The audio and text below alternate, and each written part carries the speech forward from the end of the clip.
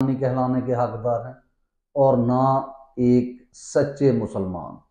क्योंकि जो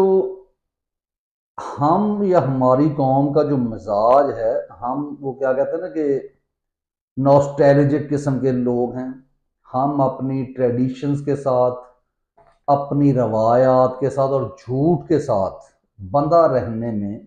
फ़ख्र महसूस करते हैं। हम बड़ी बड़ी बातें करते हैं, बड़े बड़े जनाब हम वो क्या कहते हैं कल्चर की, सकाफत की गुफ्तगू करते हैं, लेकिन हकीकत जब तक हम नहीं जानते, हकीकत अगर हम नहीं समझते, तो इसका मतलब है कि हम तारीख के गलत दौराहे पर खड़े हैं। तो आपको ये चीज़ अब तस्लीम कर लेनी चाहिए कि 14 अगस्त को जो बच्चों को आप झंडा लेकर देते हैं या बच्चों को झंडे खरीद कर देते हैं, वो आप मुनाफकत करते हैं। क्योंकि इस मुल्क में ना तो कोई इंडिपेंडेंस है और ना ये मुल्क जो है वो कायद के, अल्लामा इकबाल के और उन लोगों के जिन्होंने इस मुल्क के लिए कुर्बानियां दी, जो उनका नजरिया था वैसा तो ये बना ही नहीं। तो इसलिए सिर्फ आप स्ट्रगल करें आज़ादी के लिए, और आज़ादी के लिए स्ट्रगल भी आपने कोई जो है वो कोई बादशाहत के खिलाफ नहीं करनी। ये बादशाह नहीं है, ये दो दो टके के लोग हैं जो छोटे छोटे घरों से, मैंने पहले भी कई दफ़ा जिक्र किया, उठते हैं, आते हैं, और सिर्फ क्योंकि ना इनके पास अक्ल है, ना दिमाग है, ना इनको मालूम होता है कि तारीख क्या कहती है, ना इनको नज़रिया पाकिस्तान से कोई वाकफियत है, और ना ये वो लोग हैं जो इंसानियत के लिए सोचें। तो इसलिए इनके बयानिए के साथ खड़े होना ये भी जुल्म है, उन लोगों की रूहों के साथ जुल्म है जिन्होंने तहरीक आज़ादी पाकिस्तान के लिए कुर्बानियां दी थी। तो इसलिए, और एक बुरी सी मिसाल है लेकिन वो मैं पेश करता हूँ कि उससे बेहतर मिसाल नहीं हो सकती। अगर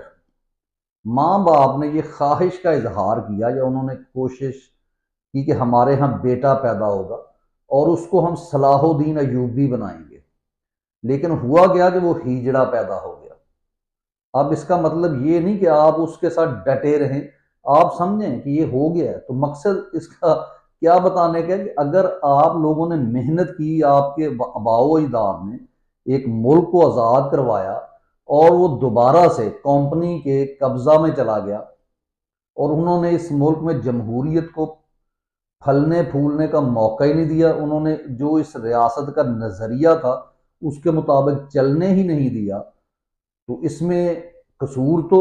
हमारा और कंपनी का तो बहुत ज्यादा है। तो लेकिन आप इस चीज से बाहर निकल आए कि आप एक ऐसे खित्ता अर्ज में आबाद हैं जिस पर गासबों ने कब्जा किया हुआ है।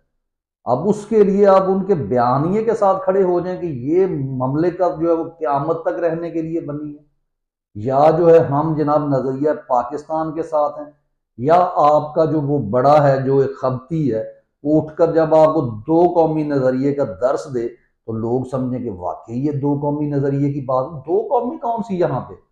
जब कायदे आजम ने फरमा दिया कि अब आप सिर्फ पाकिस्तानी हैं, वो दो कौमी नजरिया उस वक्त तक था जब तक इंडिया में आप लोग आबाद थे, हम लोग, हमारे आबाओ अजदाद,